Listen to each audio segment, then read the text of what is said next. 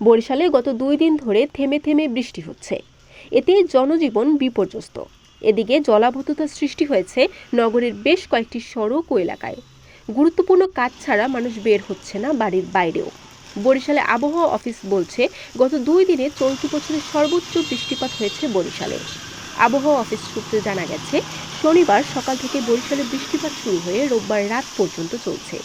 রোববার সন্ধ্যা 6টা পর্যন্ত গত 24 ঘন্টায় বরিশালে ৭৯.৮ মিলিমিটার বৃষ্টিপাত রেকর্ড করা হয়েছে, যা এবছর সর্বোচ্চ।